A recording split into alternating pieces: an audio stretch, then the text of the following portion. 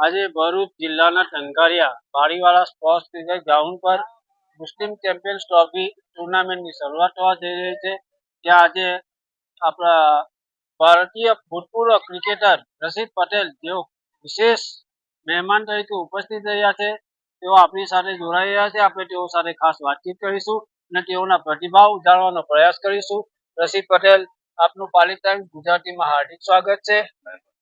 આજે જે મુસ્લિમ champions trophy જે શરૂ થવા જઈ રહી છે એ વિશે આપ શું કહેશો?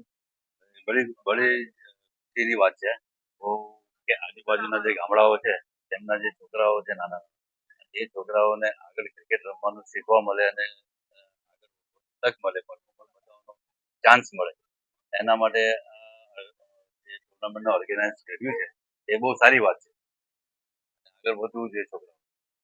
આજે માત્ર જે આ ક્રિકેટ કે જે શહેરી વિસ્તાર પૂરતી સીમિત હતી, એ જે શહેરી વિસ્તારના આજે સીમવાળા વરોટીને આજે ગામડા સુધી પહોંચી રહી છે. અને જે યુવા પેઢી ક્રિકેટ માટે જે રસ લઈ રહી છે એ વિશે આપ શું કહેશો? બરાબર, પહેલા એવી કહેવત હતી કે પડોગે લીખોગે તો બનોગે નવાબ. હવે ઊંધું થઈ ગયું. હવે ખેલોગે કૂદેગે તો બનોગે નવાબ, એવું થઈ ગયું. શું છે કે હવે આજકાલ ક્રિકેટ છે યા તો બીજું કોઈ પણ સ્પોર્ટ્સ છે એટલું આગળ વધી રહ્યું છે કે જેના લીધે નાના છોકરાઓને એમનો માનસિક જે તણાવ વીટવાની શક્તિ છે એ વધી રહી છે. તો આ સ્પોર્ટ્સ છોકરાઓના ડેવલપમેન્ટમાં બહુ આગળ પડતું છે અને સારી વાત છે. આયોજકો વિશે આપ શું કહેશો?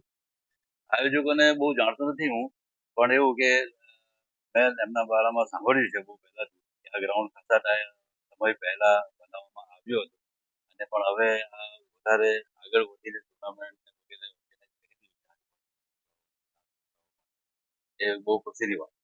અને આ આશા રાખું કે એ લોકો અહીંયા આગળ કોચિંગની બી પ્રથા શરૂ કરે કે જેથી આજુબાજુના ક્રિકેટનું શિક્ષણ શીખવા મળે. આશા રાખું. રશીદ પટેલ જે મૂળ વતની કંબોલીના છે ને હાલ યુકે ખાતે સ્થાયી થયા છે. તો ખૂબ જ સુંદર કીધું કે આજનો જે યુથ છે એમાં જે યુવા પેઢી જે ક્રિકેટમાં રસ લઈ રહી છે ખૂબ સારી વાત છે. અને આયોજકોનો તેઓએ પણ ખૂબ સારો આભાર વ્યક્ત કર્યો છે. પાલિત ટાઈમ્સ સાથે યાકુબ પટેલ, ભરૂચ.